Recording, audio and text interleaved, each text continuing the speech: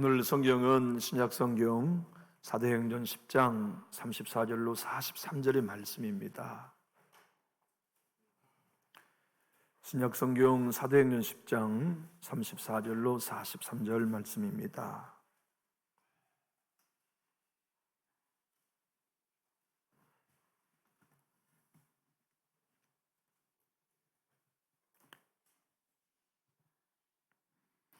베드로가 입을 열어 말하되 내가 참으로 하나님은 사람의 외모를 보지 아니하시고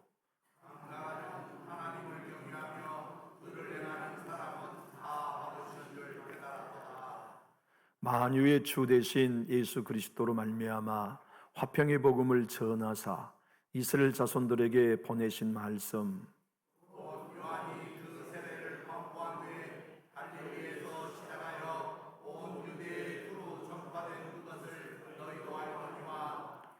하나님이 나사렛 예수에게 성령과 능력을 기름 붓듯 하셨음에 그가 두루 다니시며 선한 일을 행하시고 마귀에게 눌린 모든 사람을 고치셨으니 이는 하나님이 함께 하셨음이라.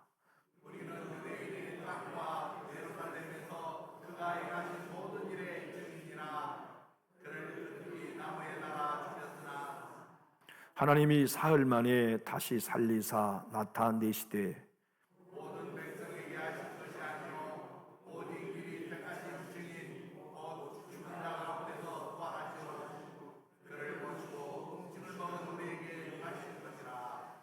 우리에게 명하사 백성에게 전도하되 하나님이 살아있는 자와 죽은 자의 재판장으로 정하신 자가 곧 이 사람인 것을 증언하게 하셨고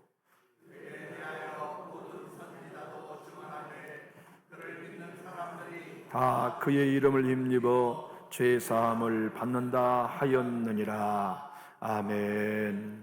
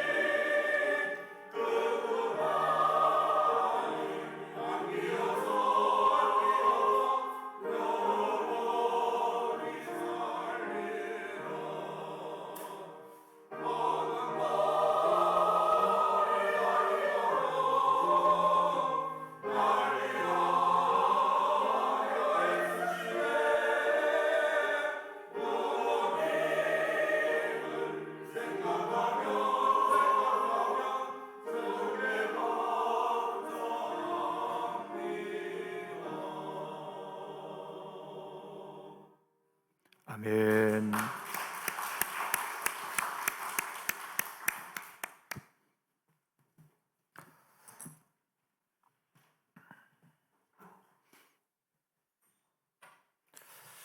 이번 어버이날에는 저 개인적으로 마음이 몹시 허전했습니다. 이제 어머님도 세상 떠나시고 안 계신 빈집이다 이렇게 생각이 되니까 마음이 몹시 허전하더라고요. 장모님 모시고 식사 함께 하고, 부모님이 안 계시니까 장형, 큰형님, 형수님께 전화를 드려서 형수님, 이제부터 형수님이 내 어머니요, 형님이 내 아버지시오, 내가 동생이 아닌 아들로 형님을 섬기겠습니다 인사드리고 용돈을 보내드렸어요. 참 이번에 오늘 어버이 주일을 맞이하여서 제 마음도 몹시 허전한데, 우리 성가대의 찬양의 노랫말을 듣고 보니까 더 마음에 애잔한 눈물이 고이는 것 같아요. 여러분, 천사 만나보셨나요? 저는 고등학교 1학년 때 여름에 기도원을 갔어요. 근데 우리 부장 집사님이 성령 받으려면 소나무 하나 뽑으라 하시더라고요. 칠흑 같은 어두운 밤에 산에 올라가서 소나무를 하나 뽑아야 되겠어서 고르는데 큰 놈 잡으면 못 뽑히잖아요. 그러니까 만만한 소나무 가는 걸 붙들고 주여 주여 몇 번 외쳤는데 사탄이 저기서 걸어오는 거예요. 저기서부터 부스럭부스럭 소리가 나니 점점점 제 안에 저희 가까이 오는데 이제 바로 내 옆에까지 발자국 소리가 들려요. 눈을 떠서 보고 싶어도 볼 수도 없고. 근데 그게 사람이었는지 천사였는지 귀신인지 눈을 안 떠봤으니까 몰라요. 그런데 고넬료는 천사 진짜 만난 거거든요. 천사가 와서 대화했어요. 고넬료야, 하나님이 너 아신다. 우리가 인생을 살 때 하나님이 날 찾아오시는 거 큰 사건이죠. 그리고 하나님이 내가 너 안다 하시는 게 얼마나 기가 막힌 선물입니까? 너 기도 많이 했지. 네 기도 하나님께 다 상달됐어. 하나님이 기억하고 계신다. 너 구제 많이 했잖아. 네 구제한 게 하나님께 다 상달됐어. 하나님이 다 기억하고 계셔. 우린 천국 가서 그렇게 듣는다면 우리 인생 성공자일 거예요.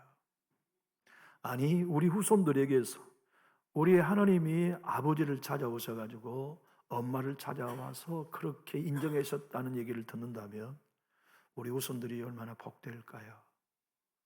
고넬료에게 천사가 4가지를 말씀했습니다. 네가 하나님을 경외하는 걸 하나님이 다 아신다. 네가 군인으로서 경건하게 산 거 하나님이 다 보셨다. 네가 구제한 것 다 하나님이 기억하고 계시고 항상 기도하는 것을 다 기억하고 계신다. 오늘 본문 우리는 1절부터 읽진 않았지만 성경은 항상 네가 기도한 걸 하나님이 다 기억하고 계신다고 표현해 놓았어요.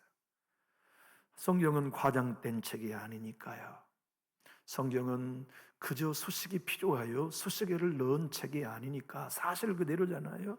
그는 전장에서도 기도했고, 바쁠 때도 기도했고, 건강할 때도 기도했고, 이방인이었지만 하나님을 믿는 유대교인이 되어서 항상 기도했다. 근데 하나님이 다 듣고 계시고 기억하고 계신다. 얼마나 신나는 얘기입니까? 저는 우리 교회에 하나님이 늘 찾아오시고 여러분의 가정과 자녀들에게 하나님이 늘 찾아오시는 복이 있기를 예수님 이름으로 축복합니다.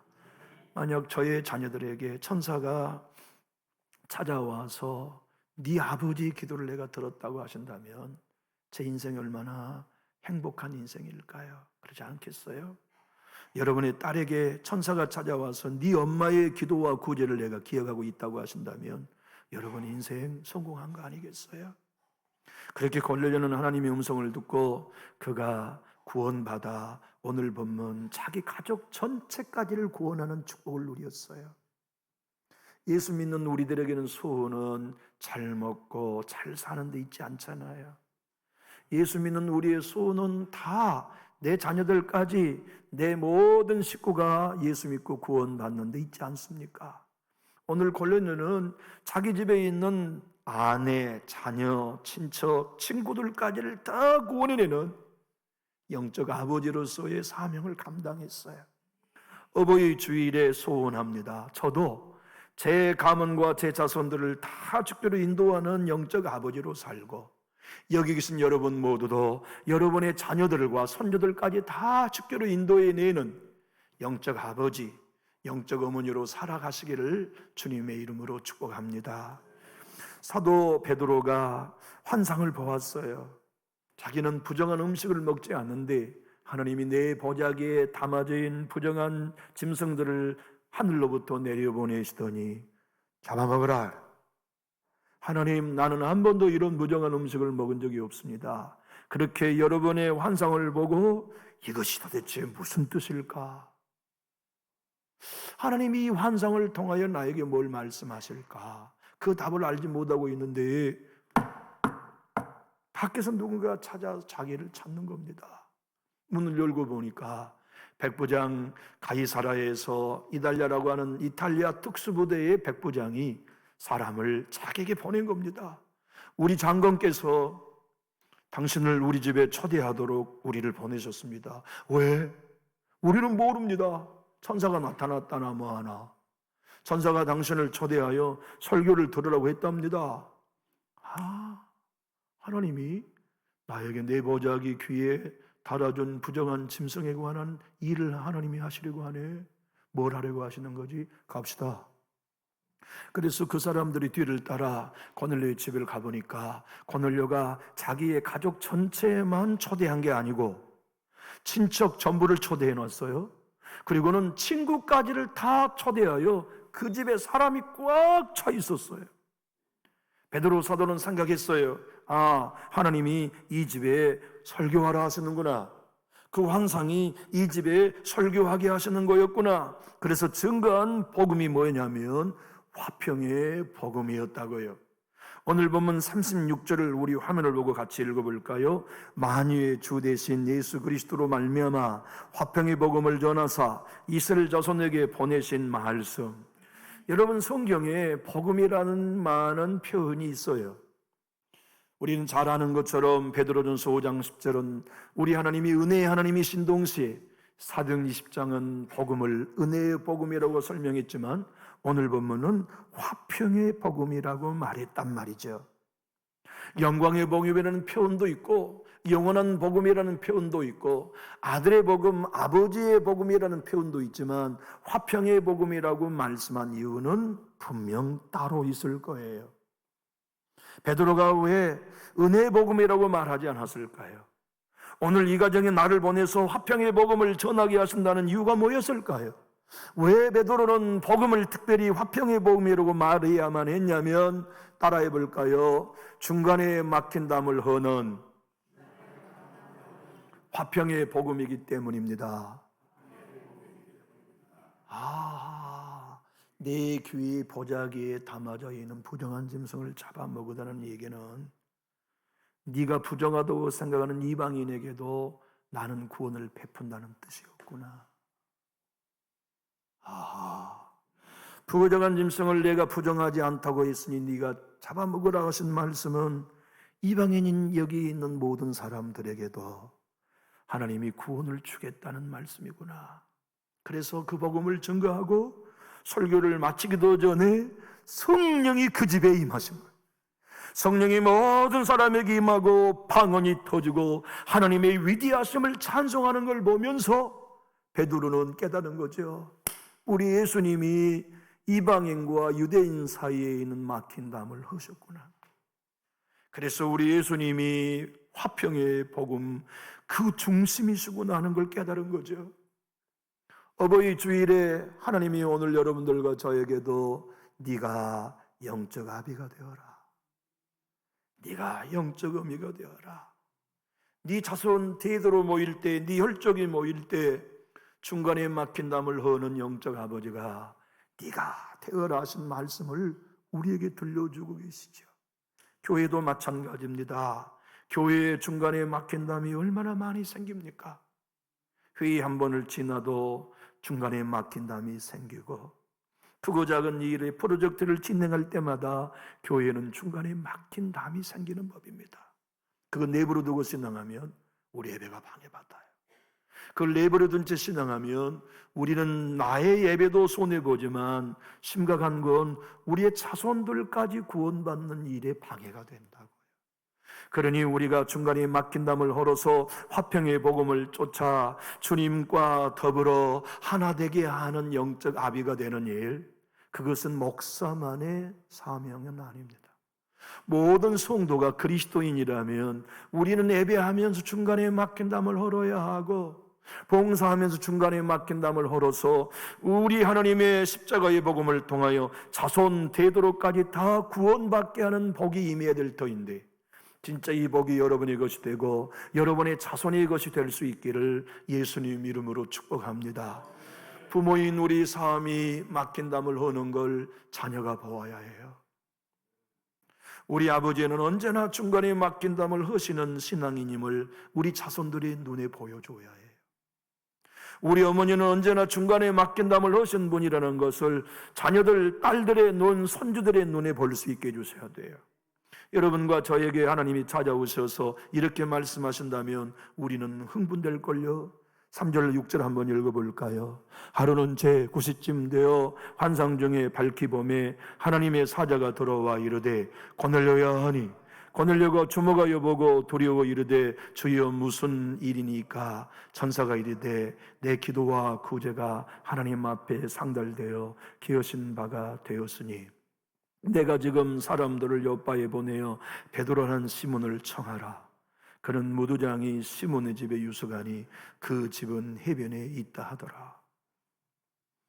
그리고 오늘 36절 상반절을 다시 보면 만유의 주 대신 예수 그리스도로 말미암아 화평의 복음을 전하사.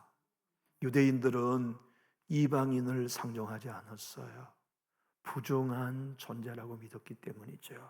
마치 부정한 음식을 먹지 않듯이 이방인과 교제하는 것을 하나님이 허락하지 않는다고 믿었죠. 그런데 우리 주님이 나는 화평의 복음이다. 내가 십자가 진 것은 유대인과 이방인 사이에 막힌 담을 헐려고 진 거다. 부부간에 막힌 담을 헐라고 내가 십자가 졌고, 형제간에 막힌 담을 헐어 하나 되라고 내가 십자가 졌고, 성도와 성도 사이에 막힌 담을 헐어서 진짜 예수 안에 한마음 한뜻으로 신앙하라고 내가 십자가에 죽었다. 나는 너에게 은혜의 복음만이 아니다. 화평의 복음이다. 너희 부부가 예수 안에서 화평하고 너희 교회가 예수 안에 화평하여 원수된 것이 자녀의 행복을 누리는 삶을 살게 하는 거다. 사도 바울은 로마교회 성도들에게 8장 5절로 8절에서 이렇게 말씀했어요. 육신을 따르는 자는 육신의 일을, 영을 따르는 자는 영의 일을 생각하나니 육신의 생각은 사망이요 영의 생각은 생명과 평안이니라. 육신의 생각은 하나님과 원수가 되나니 이는 하나님의 법에 굴복하지 아니할 뿐 아니라 할 수도 없음이라. 육신에 있는 자들은 하나님을 기쁘시게 할 수 없느니라. 여러분, 이 육신에 있는 사람은 교회 밖에 있는 사람들을 두고 이런 말씀이었을까요? 로마 교회 안에 있는 신자들을 두고 이런 말이었을까요? 이 말씀은 교회 안에 있는 신자들을 두고 이런 말입니다. 교회 안에 영의 생각을 하는 신자도 있고 육의 생각을 하는 신자도 있어요. 그런데 영의 생각을 하는 사람은 하나님을 기쁘시게 하며 하나님의 법에 굴복하지만 육의 생각을 하는 사람은 하나님의 법에 굴복하지 않아요. 더 심각한 것은 할 수 없어요. 할 수 없으니까 안 하고 사는 거예요. 그게 뭡니까? 중간에 막힌 담을 헐지 않고 사는 신앙이에요. 어버이 주일을 맞이하여 우리는 우리의 자손들에게 얘들아, 이 아비는 목회하면서 담 쌓지 않았다. 얘들아, 네 아빠인 나는 인생을 살면서 형제간에 담 쌓지 않았다. 나는 예수의 십자가를 의지하여 담을 허는 길을 걸었고 화평의 복음을 신뢰한 한 사람의 그리스도인으로 살았다. 내가 떠난 이후 너희는 서로 화평의 복음을 소유해라. 형제가 너희가 서로 하나 되고 교회에 섬기게 될 때 교회의 담을 흐는 신앙인이 되라. 너희가 있는 곳에는 담이 세워지지 않고 멀어져서 너희 모두가 교회와 하나님의 영광이 하나 되게는 일의 헌신자가 되라. 육신의 생각으로는 하나님을 기쁘시게 하지 못한다. 영의 생각을 하고 하나님이 주시는 평화의 복음을 따라 진정 하나님의 나라가 너희가 머무는 그 자리에 세워지도록 헌신하라. 사랑하는 교회 여러분, 많은 사람들 중에는 나는 예수를 안 믿어요, 근데 나는 하나님 믿습니다 하는 이들을 만나게 돼요. 나는 나사렛 예수는 안 믿지만 나는 하나님 예배합니다, 나는 하나님 사랑합니다, 성경도 읽고서 합니다, 나는 하나님께 도움을 구하며 기도합니다, 이런 사람들 만납니다. 그러나 그들은 하나님을 섬기는 게 아닙니다. 하나님의 원수예요. 마틴 노이스 목사님은 그의 책 골로새서 강해에서 이렇게 말합니다. 예수님을 믿지 않고서 나는 하나님을 믿고 하나님께 기도합니다, 성경도 있습니다라고 말하는 사람은 신자가 아닙니다. 하나님의 원수입니다. 왜냐하면 성경이 육신의 생각은 하나님과 원수가 되나니 이는 하나님의 법에 굴복하지 아니할 뿐 아니라 할 수도 없음이라는 말씀을 보면 예수를 믿지 않는 이들은 하나님의 원수입니다. 그러면 여러분은 나에게 질문할 것입니다. 아니, 예수님을 믿지 않고도 하나님께 예배하며 기도하는 사람들의 기도와 예배는 무엇입니까? 그것은 그들이 성경에 계시된 하나님을 믿는 게 아니라 자기가 만든 신을 믿고 있는 것입니다.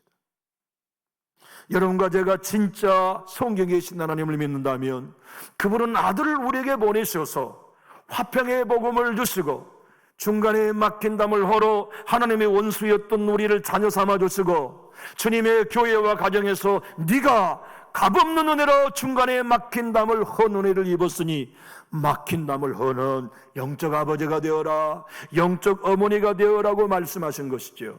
여러분, 어떤 직업군인들 신앙생활이 용이한 이들이 있겠습니까?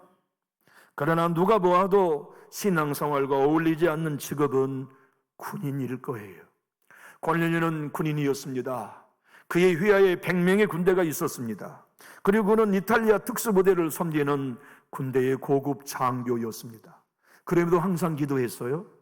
그럼에도 가난한 이웃들을 구제했단 말이죠. 자기만이 아니라 자기의 모든 자손들도 하나님을 예배하며 경건하게 살아가는 삶의 모범을 보였어요. 그리고 천사를 만나 오늘 모든 가족과 친구들까지를 초대하여 베드로 사도와 더불어 화평의 복음을 듣고 화해의 기쁨을 누리게 된 거죠. 여러분, 누가 어른일까요? 화평할 줄 아는 사람이 어른이지요. 가정에 누가 진짜 어른입니까? 나이는 어려도 시어머니와 남편 사이를 화목해 하는 며느리가 어른이죠. 누가 집안의 큰 어른입니까? 맏형이 큰 어른이지만 진짜 형제와 형제 사이를 막힌 담을 헐어 화해시키는 막둥이가 어른이죠. 교회에 누가 어른입니까? 중간에 막힌 담을 허는 사람이 어른입니다. 그는 영적 아버지예요. 그는 영적 어머니예요. 나이가 먹고 우리가 꽃을 달아서 어른이 아니라 화평의 복음으로 원수인 하나님과 내 사이에 막힌 담이 흘려서 주님과 더불어 영원한 생명을 얻은 자가 되었다면 가정에서도 중간에 막힌 담을 흐는 자로 서고 말하고, 교회에서도 중간에 막힌 담을 흐는 자로 서고 말하고, 소원함이 내 삶과 내 인생을 주장하지 아니하고 예수의 복음이 내 삶과 생각을 주장하여 육신의 생각이 아닌 영의 생각으로 하나님의 법에 굴복하고 하나님의 기뻐하신 뜻을 이루어드리는 영적 아버지가 어버이 주일에 모든 어버이가 다 되실 수 있기를 예수님 이름으로 축복합니다. 그 삶을 거느려가 살아냈고 거느를 통하여 하나님은 당신의 모든 거느려의 식구들과 화해하셨는데 현대 성경은 화평의 복음을 하나님과의 화해라고 번역했어요. 한번 우리 화면을 보고 읽어볼까요? 이스라엘 사람에게 전해진 기쁜 소식에 대해서는 이미 여러분들이 듣고 계신 줄로 압니다. 모든 인류의 주님이신 메시아 예수를 통해서 우리가 하나님과 화해하게 된 그 사실 말입니다. 이 기쁜 소식은 갈릴리에서 침례 요한이 전파하기 시작한 후에 온 유대에 퍼져나갔습니다. 여러분들이 진짜 영적 어른이 되어서 여러분의 가문의 화해의 주역이 될 수 있기를 주님의 이름으로 축복합니다. 교회 여러분 때문에 화해하게 되기를 바라요. 여기 계신 여러분이 참석하는 자리가 화해의 자리, 평화의 복음이 실제가 되는 주인공 되십시오.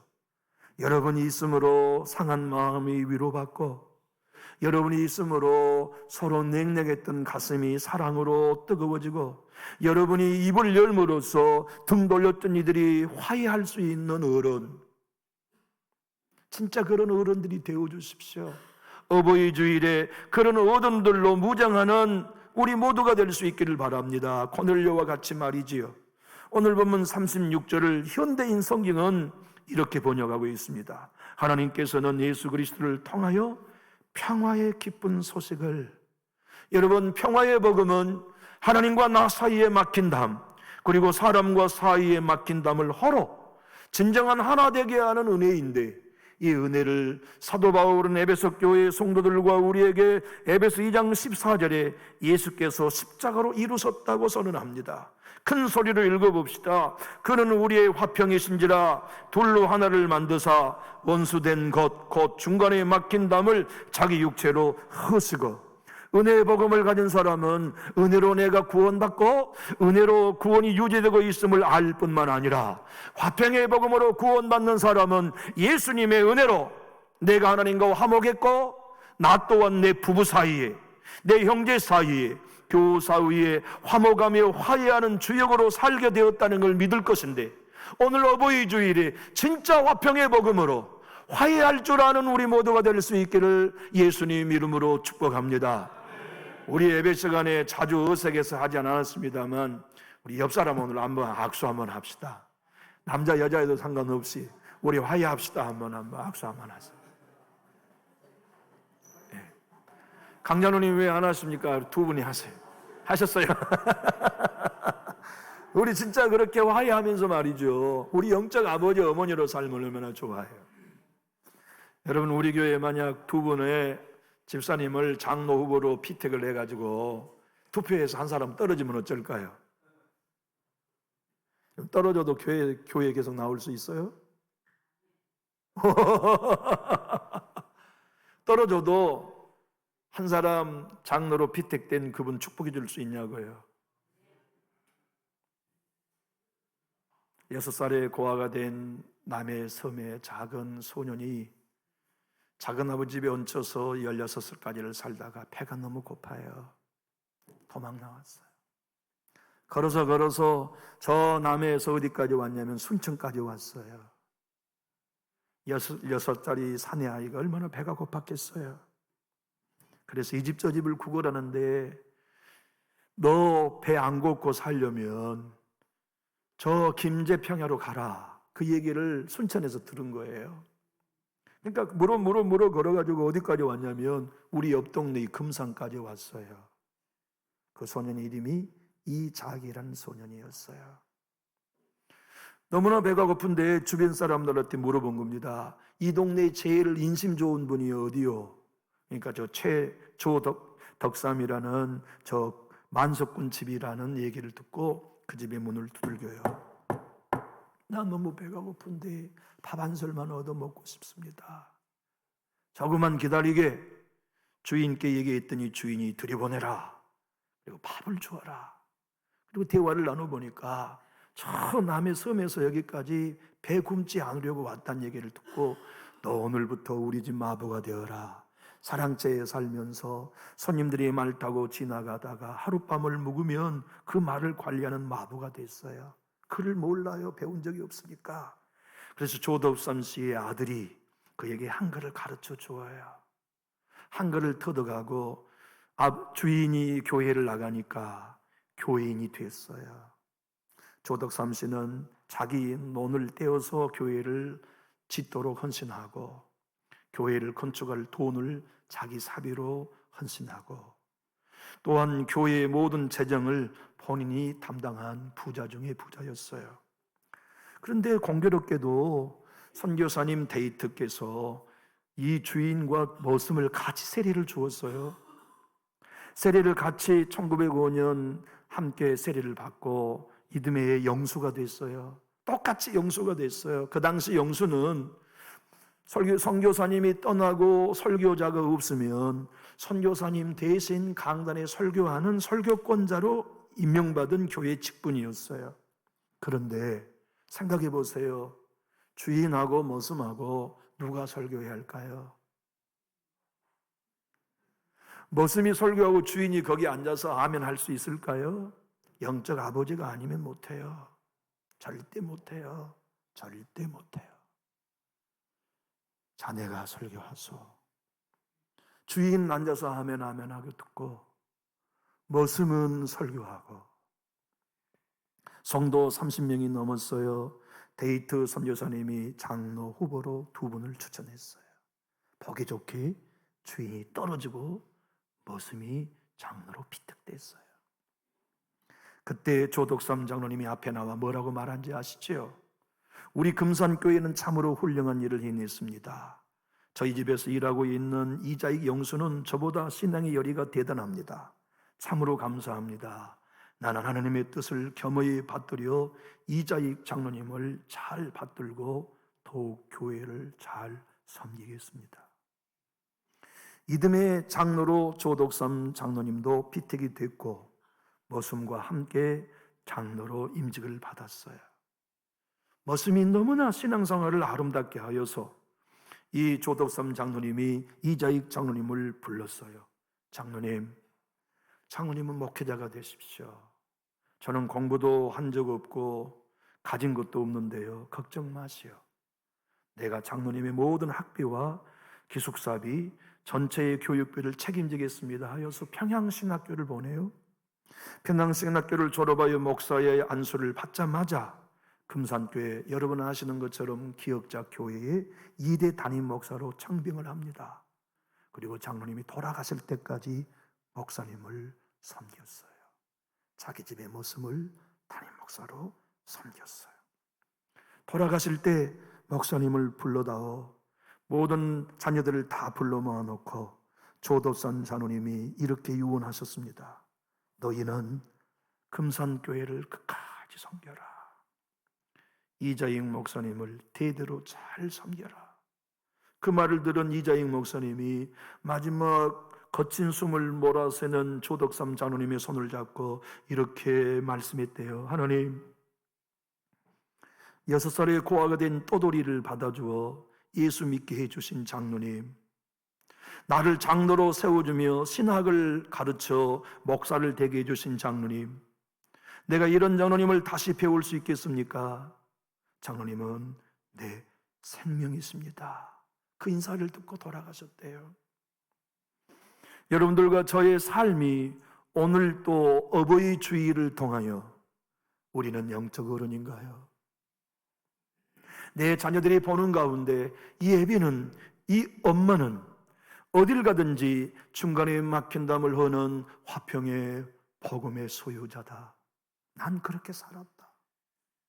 나는 어딜 가나 내 마음에 걸린 사람 없이 나는 화해했고 화목했으며 화평의 복음을 쫓아 중간에 막힌 담을 허는 예배자로 살았다.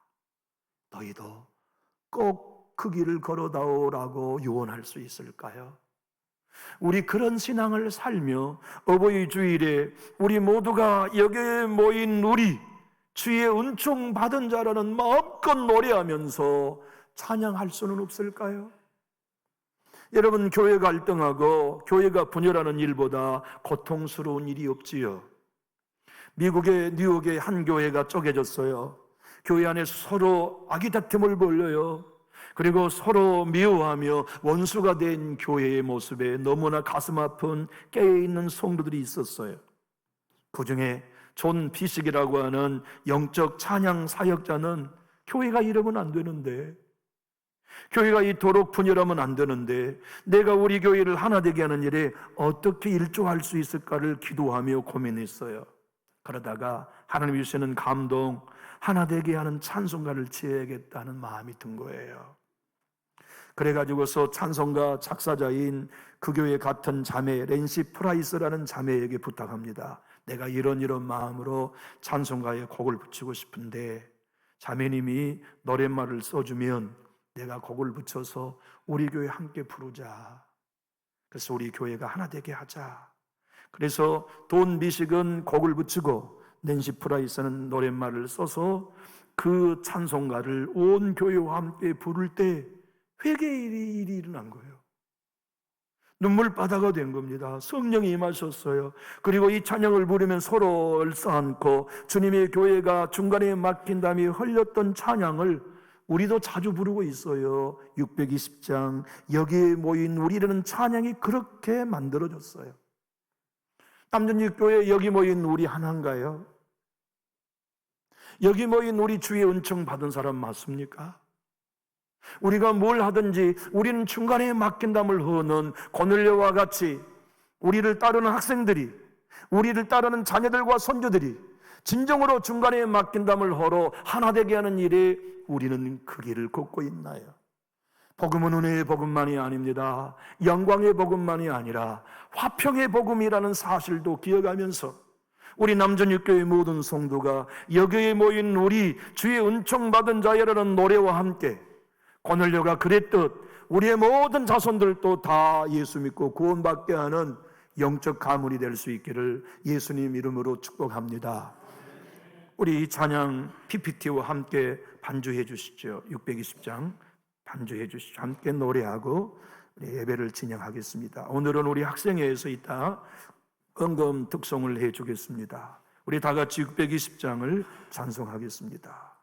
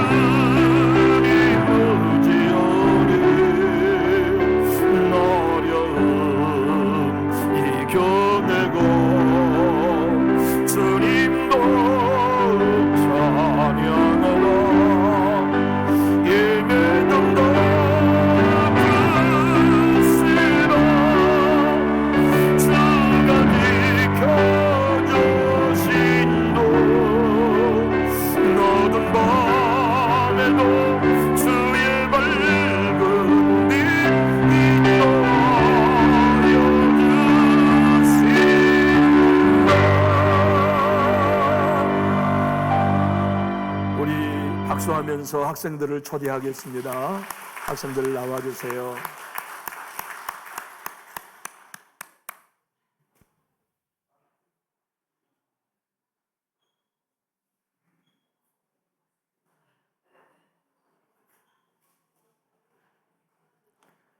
아이고 이쁘구나 이쁘구나, 어서 들어오세요.